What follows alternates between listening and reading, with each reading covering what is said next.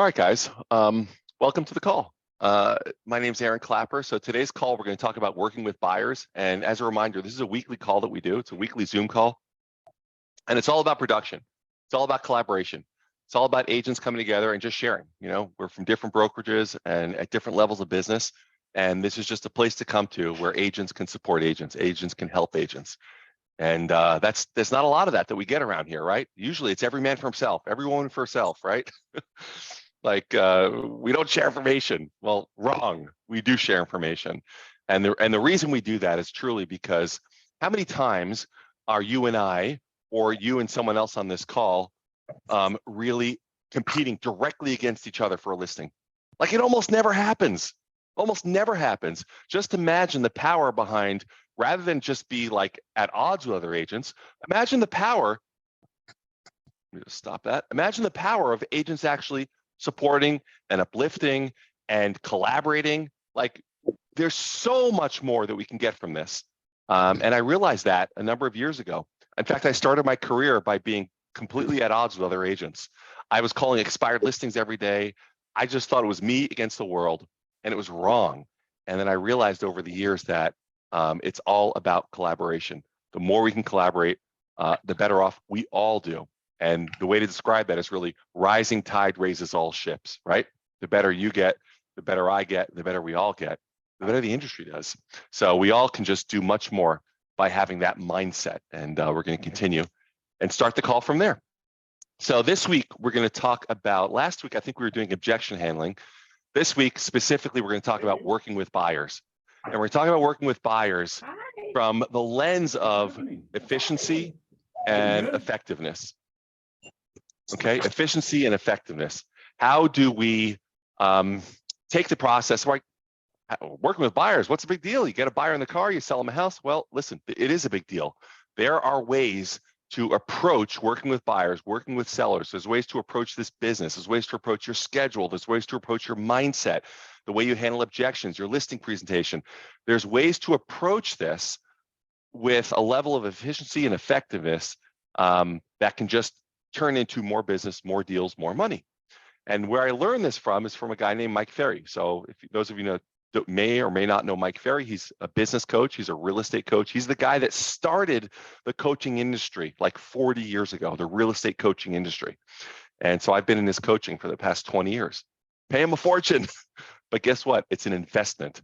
It's an investment to doing more business. So working with buyers, let's start with point number one, okay, and working with buyers. And point number one really is this. There's two basic rules regarding buyers, okay, regarding working with buyers. Rule number one, let me just let Sean in, admit. Rule number one is 100% of all buyers should be pre-qualified, pre-approved by a lender. No exceptions, 100%, okay? And then the second rule is you should then pre-qualify them and by their level of motivation and the type of home they want to buy. So in other words, the first way of pre-qualification is a financial pre-qualification, and the second way is an emotional pre-qualification. And why do we do this? Well, let's say I got 50% down, or I'm all cash. That's a pre-qualified buyer. It's a pre-approved buyer, right? You got cash. You want to buy a $2 million house and you're sitting with $2.5 million in the bank, you can pay cash. Good. But what if they tell you, yeah, but we don't really need to buy. We're really looking for a smoking deal. In fact, we're working with 3 or 4 agents. Whoever brings us the first deal, we'll buy it. But then again, you know, we like to make offers on a few properties at once because we want to make sure we're getting the right deal, right? This is how you emotionally kind of qualify a buyer and see if they fit within your parameters. So there's 2 levels of pre-qualification, the financial and the emotional. And you have to determine your own level of standards to see who you're going to work with. Okay, we'll talk more about that shortly. There are 3 types of buyers that you should be working with. This is point number 2. There's 3 types of buyers that we should be working with. We'll call them like the 3 primary types, the most highly valuable types of buyers. Number 1, past clients who are motivated and have to buy. Past clients who are motivated and have to buy. That's number 1. Why? These people are not going to waste your time. They're clients of yours. They respect you. They know you. And you know them. These are serious buyers. When a past client calls you and says, hey, I want to buy a home, you better believe they want to buy a home, right? The second type of buyer that we want to be working with, a primary type of buyer, let me just let in Jose. The second type of buyer is sellers that are priced to sell. Okay, I've got a seller. He is priced to sell. He is motivated to sell. That is a hot buyer, right? They are motivated to buy a home. Okay, so number one, past clients who are motivated and have to buy. And number two, sellers that are priced to sell. And number three, highly qualified, highly motivated referrals. Those are the three like money groups, we'll call them. The most motivated. And think about the buyers you're working with. Think about the buyers you're working with. Do they fall into those three categories? Now, maybe somebody walked into an open house. There's nothing wrong with that. That's great. But take them through a level of pre-qualification, your own personal qualification, to make sure that they're like these other three groups of people, that they're not going to waste your time, right? So that's the beauty about these three types of buyers: past clients who are motivated and have to buy, sellers that are priced to sell and that want to buy, and highly qualified, highly motivated referrals, right? A referral, that's a strong buyer. The nice thing about having an image of what those three types of people look like, you can overlay that image onto, let's say, your open house buyers. And say, okay, I'm thinking about, my clients that have to buy, that I've worked with in the past. And now I have this person from an open house. They wouldn't give me their name. I had to squeeze them for their phone number. They won't give me any information. They're not returning calls. It's like, is this really a motivated, qualified buyer? Or am I going to be chasing and chasing and chasing these people and never get a deal from it? So it's not to say that you couldn't work with other types of buyers, but when we talk about these three groups, it creates like an avatar of the perfect buyer. This is what the perfect buyer looks like. And therefore, what you can do is you can utilize that avatar, those characteristics of that buyer, and overlay it on other people you meet. You could be door knocking. Somebody says, yeah, I want to buy a home. Great. Let's take them through our qualification process and make sure that they're just like those other three groups of people. Let's make sure they have that level of motivation. In fact, think about the last person you sold a home to, or the last 2 or 3 or 5 the buyers that you worked with. Think about that person and what did they display? What kind of characteristics did they display? Were they motivated? Did they have to buy or just kind of want to buy? Were they fully pre-approved? Did they return your phone calls? Were they respectful of your time? Did they take your advice? Right? You can see that the people that you actually transacted with, that you actually did a deal with, that you actually took them through the process, they behaved in a certain way, right? They had the cash in the bank. They were ready to do the deal. They returned your phone calls. They got fully pre-approved. They took your advice. They were nice to work with. Like, it shows a certain, when you look at when you source your past clients, your past transactions, and you take a little bit of a litmus test of what kind of characteristics these people display, it really helps you to understand what an avatar, what the characteristics of a motivated buyer looks like.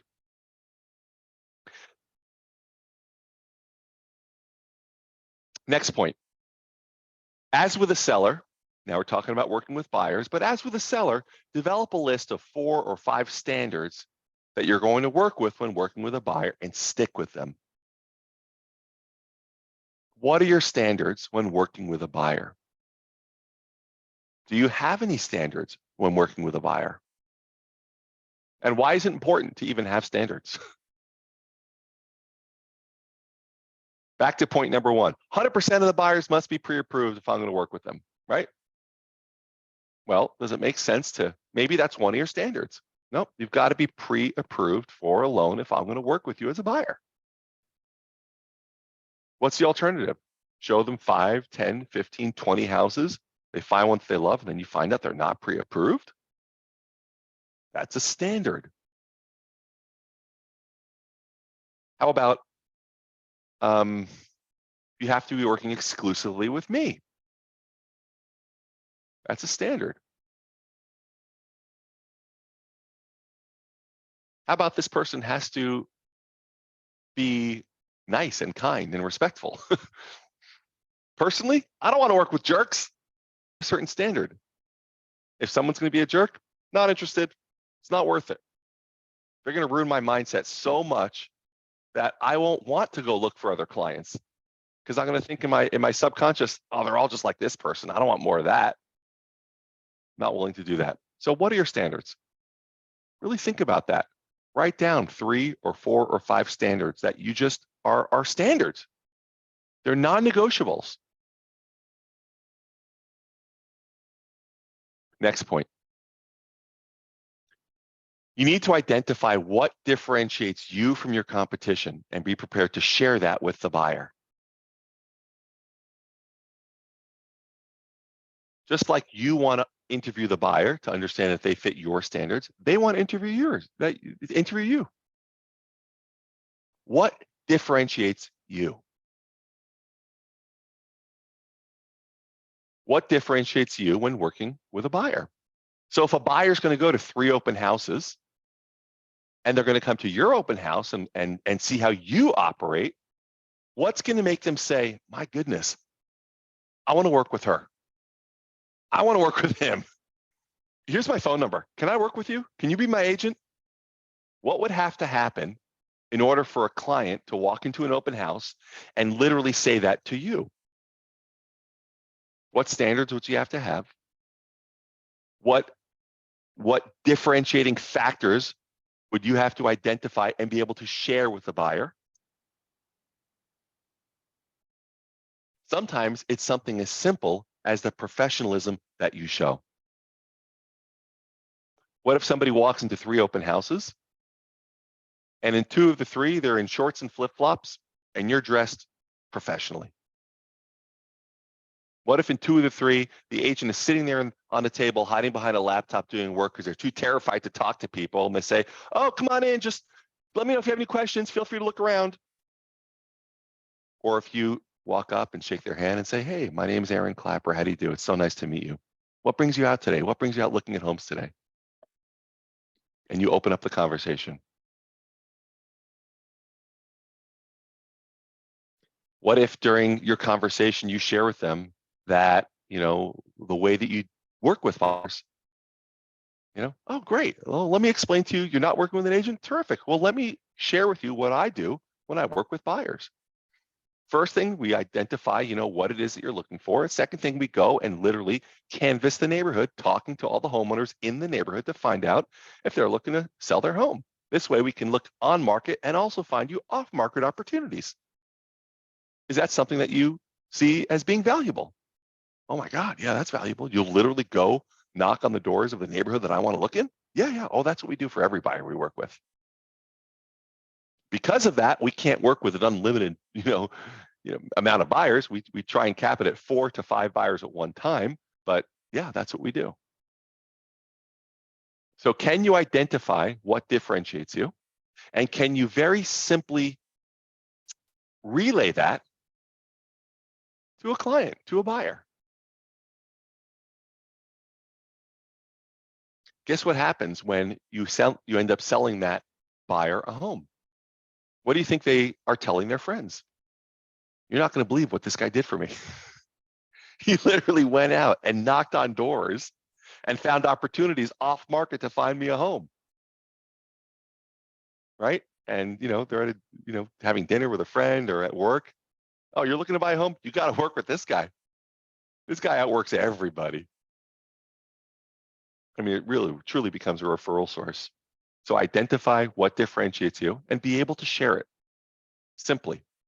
Take some time and think about that, write it down. And it doesn't have to be anything extravagant or fancy. It could be something as simple as, listen, I can't stand when I call somebody I leave them a voicemail, and I don't get a return call. So, Mr. Buyer, Mrs. Buyer, one thing I do is I have a personal commitment that within 2 hours of receiving a message, unless there's an absolute emergency, I'll return your call. I'll return your call. So anyway, something to consider or think about.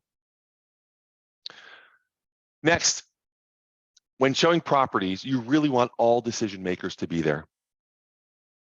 Call beforehand and confirm. Right? So again, this is just another kind of potential minimum standard for you when working with buyers. All decision makers to be there. Now, if there's certain scenarios where that doesn't necessarily always fly and you've got to work around it, but as a rule, if there's a husband and wife looking, does it make sense to have all decision makers there? Absolutely. Next point. It is not uncommon for buyers to buy the same type of home over and over again. So have them describe their present home to you, or go visit them at their house for, maybe an informational meeting. If they're, let's say they're, if they're selling a house too, you'd want to do that anyway, but ask a lot of questions on that intake, because people tend to buy the same thing over and over and over again. Sure, they have to go from a 2-bedroom to a 3-bedroom, or a 3 to 4, or from 2,000 square feet to 3,000 square feet. Or maybe they're downsizing, they're going from 4,000 square feet to 2 because the kids are out of the house now, or whatever it is. But they tend to buy the same home over and over and over again. So make sure that as part of your buyer questions, part of your intake, you're asking a ton of questions about what they're looking for in a home.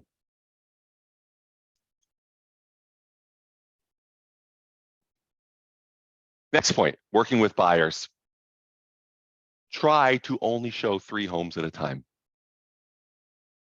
And if you've previewed the homes, if you really kind of understand what the buyers are looking for, and you're showing them homes that are likely to fit their needs, you can show them three homes and then ask them which one they want to buy. And they'll probably buy one, right? We're in a low inventory market in most parts of the country. So, but again, as a rule, because showing them 6 or 7 homes, it's not going to save you and it's not going to save them any time. It only confuses them. You guys ever walk through 6 or 7 homes? Like if you have like brokers opens or caravans or broker tours, you walk through 7 homes. Try and remember all the details, and you're a professional. Imagine a buyer walking through that many homes. There is no possible way they're going to remember. So rather than confuse them, 3 homes at a time, and then ask them which one they want to buy. Next point. As you show a buyer more property over the course of days and weeks, their confidence in you diminishes. That is just the nature of working with buyers. They're all excited in the beginning. They look at a few homes, not quite right. You can't find the right one. This one doesn't have this or that. All of a sudden, weeks turns into months. How much confidence do they have in you?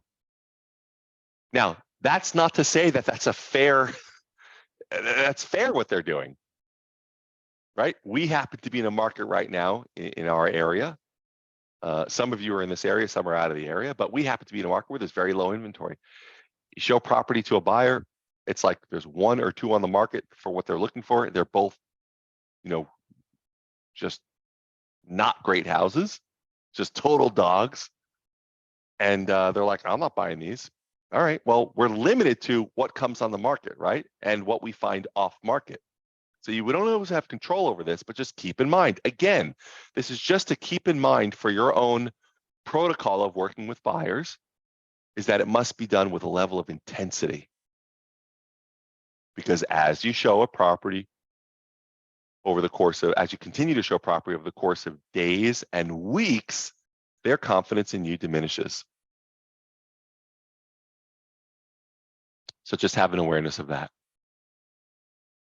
So let's go through some sample minimum standards for working with buyers, okay? Sample minimum standards for working with buyers. Minimum standard number one, which we've discussed already. These are good to write down.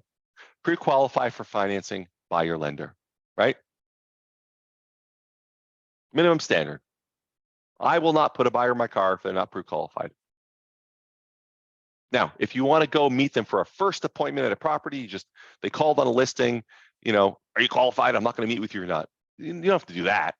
You can meet them at the property, but when you establish a relationship, right, an agent to buyer relationship,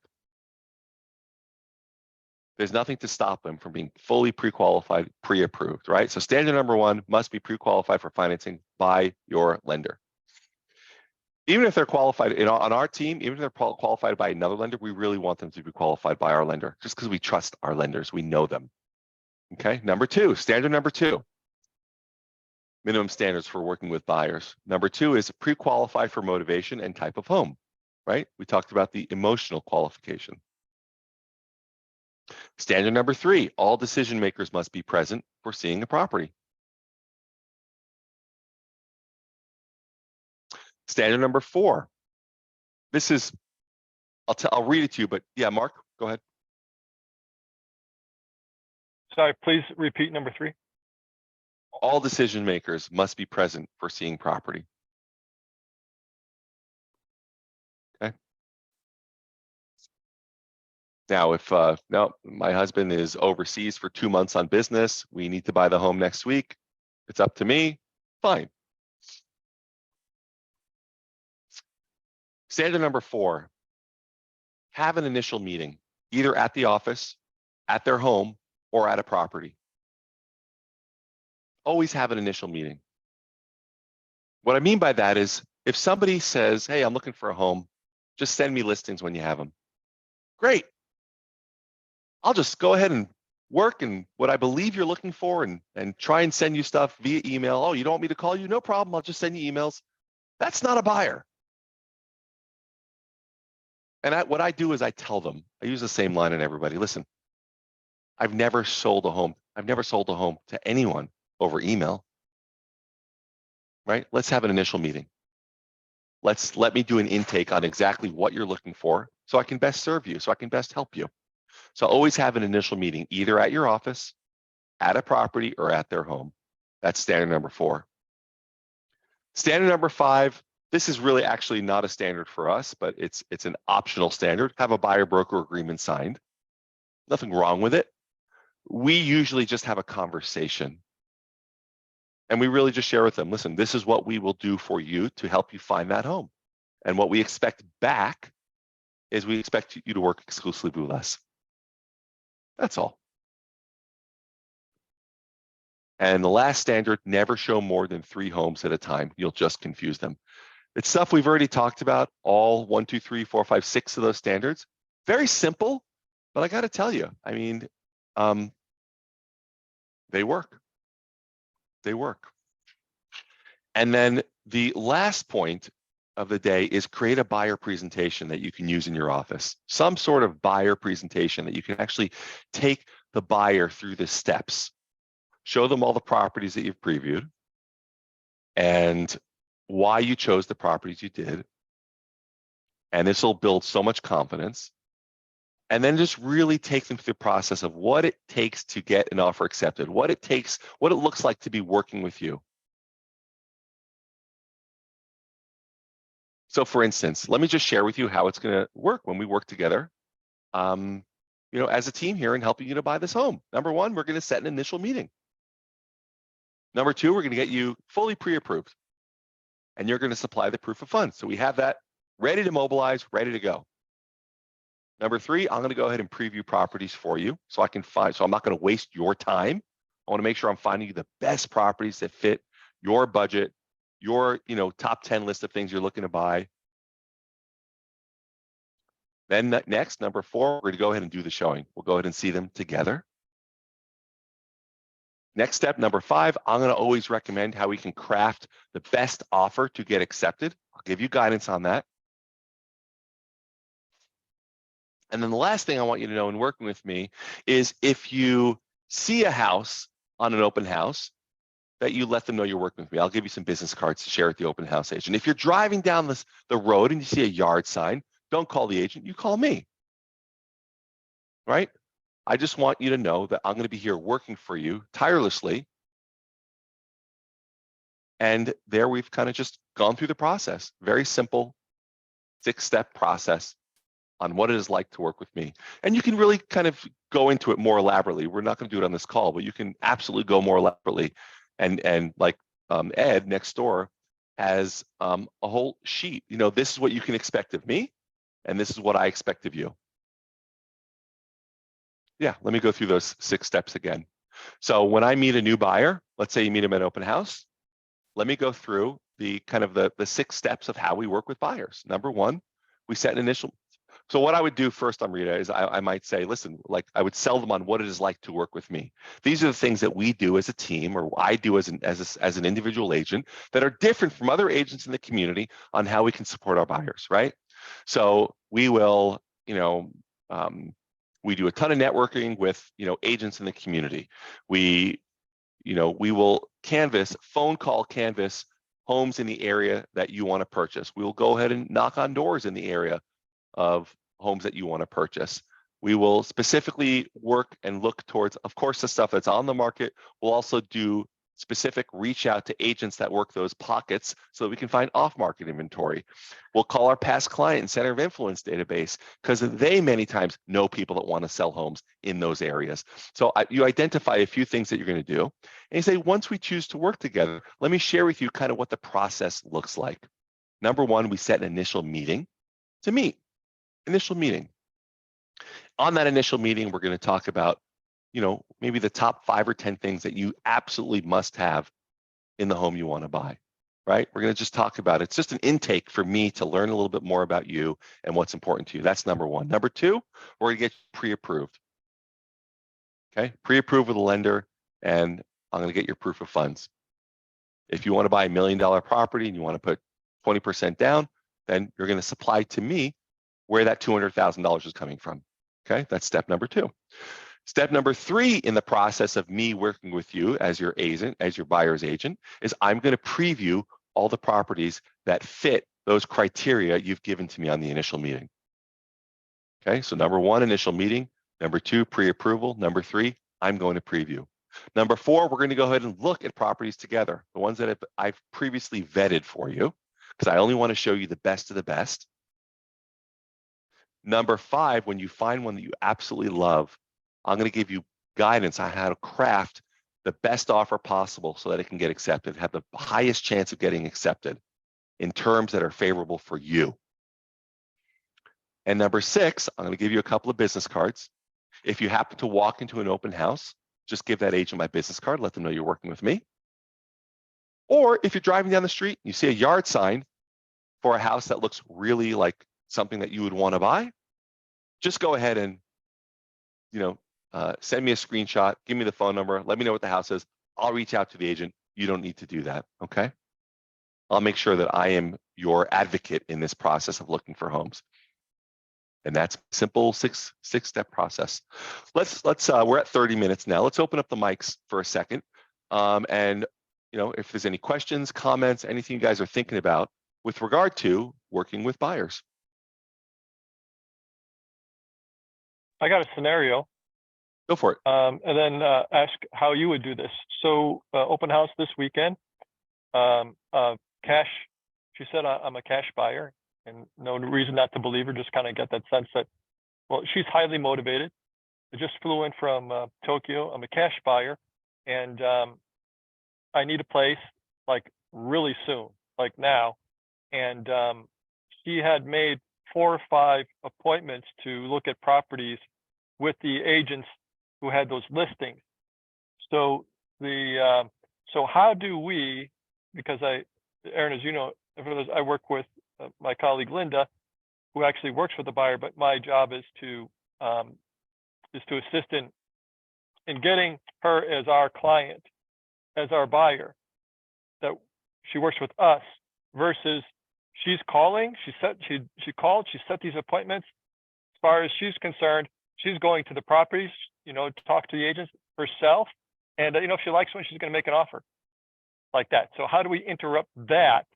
So she gets, and then you did make outlines here, right? So have a meeting, right? She's pre-approved. Well, she's a cash buyer and, you know, get the proof of that. But the point is to sell her on us as the agent. Yeah, great question. What comes to mind is this. So she already had appointments set to see homes literally that day, right? And for the week. Yeah, like And 4 or for the 5. week. Okay. So she thinks she knows best, right? She thinks, I mean, it's hard to tell someone that they don't know what they're doing when they're 100% convinced that they know what they're doing, right? How are you going to argue with that?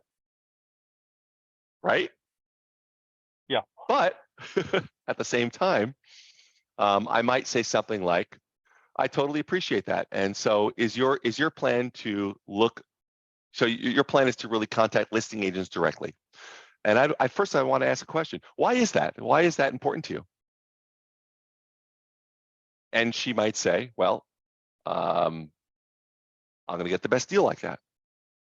Or she might say, well, in a multiple offer situation, I want to make sure mine is the one that gets accepted. Okay, fair enough. And you're not wrong. And at the same time, were you aware that in this market, roughly 20 to 25% of homes are sold off market? Did you know that? Did you know that 1/5 to 1/4 of the time, 1 out of every 4 to 5 homes that are sold never get to the market? So you're seeing 75 to 80% of the homes, but there's 20 to 25% you have no idea they've ever were available for sale. Now, if we could actually give you access to those secret off-market homes that come on the market, that really never make it to the market, but they come on the market, would that be of value to you? How long have you been looking for a home? Whatever her number is, 2 weeks, 4 weeks, 6 weeks, 8 weeks, who cares? Okay, so you've been looking for this many weeks. How's that been working for you so far? I mean, you haven't bought a home. So if there was a way that you could actually, I mean, ultimately, you're just trying to get into a home. So let me propose something a little different. Let me propose a meeting. We'll sit down. I'll take you through the steps that we do to ensure that you buy a home and how we're going to go ahead and find you that home.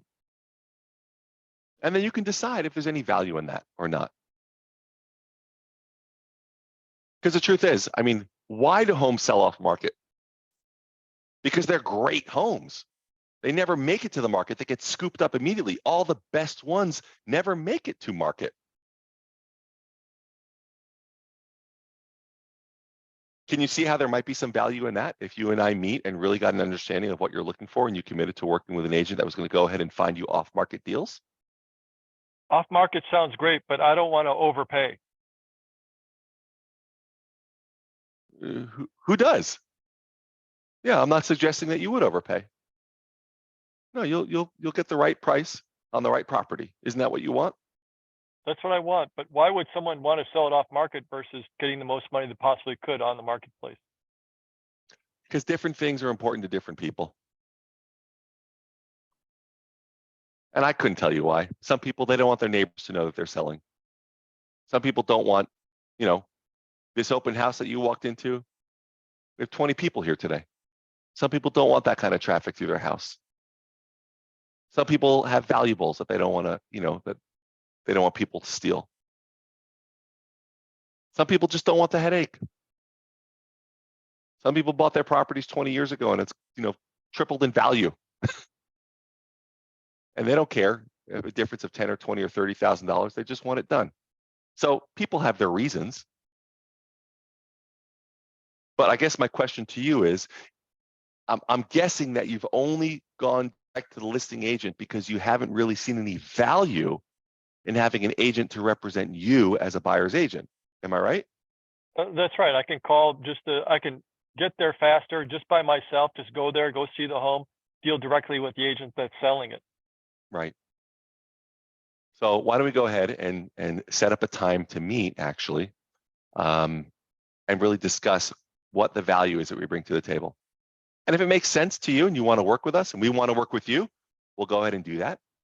And if it doesn't, then we can decide not to work with each other. Fair enough? Yeah, that sounds good. Perfect. And that's how I would handle it. I would probably go the off-market route. The truth is that to have somebody that really is going to be, there's, other people might say, listen, a listing agent has a listing contract, a listing agreement signed. They have a fiduciary responsibility to represent the best interests of the seller. How are they going to look out for your best interest? That may or may not land appropriately with people. They might see the value in that, or they might not. But so I like to, in this situation, I would probably go the off-market route because there's no way you can't see value in that. It's not possible. There is value in that. It's not possible to not see. Wait, 25%? Are you kidding me? Sell off market?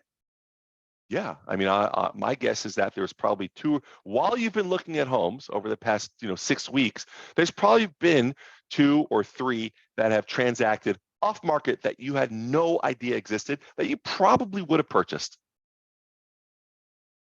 In fact, when nobody purchases them off market, then they go onto the market. Many times it's the picked over, looked over ones that end up making it to the market. It's just the reality. Wouldn't it be nice to have access to some of those? Absolutely. Yeah. So, I would just, different people. There is somebody that in conversation, Mark, in asking questions, you might determine, or they might share with you that no, they're actually concerned about the liability aspect. They're concerned about who's going to represent me if that agent is representing the seller. Then you can go down that path. They might be concerned about, what happens if they don't share something with me, or what happens if they're, trying to get the seller more money? Like, who's protecting me? Like, what happens if I move into the property, a year later, we find out something that wasn't disclosed because I feel like, they were working for the seller and not for me. Like, but you only find that out through asking questions. So you've got to be there asking questions to find out what their little kind of sore point is, so that we can really go deep into that with a line of questioning to then solidify a relationship and why it's important to work with us. Perfect. Thanks. Cool. All right. Anything else, guys, going on in your business that you want to discuss? Not just working with buyers, working with sellers, schedule, mindset, prospecting, lead follow-up, anything at all.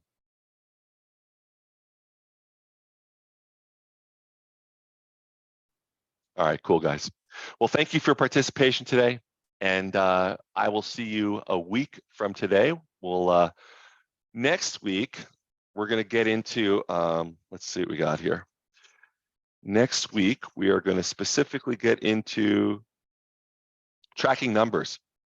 Tracking numbers, that's what we're going to talk about next week. You have no idea what you think the conversation is going to be. It's not that. It's going to be something very, very different from what you expect. And it's going to be a really good conversation that will actually help to build your business. So next week, 11 a.m. Pacific, 11 a.m. Pacific time. And have a great week, guys. Go crush it. Take good care.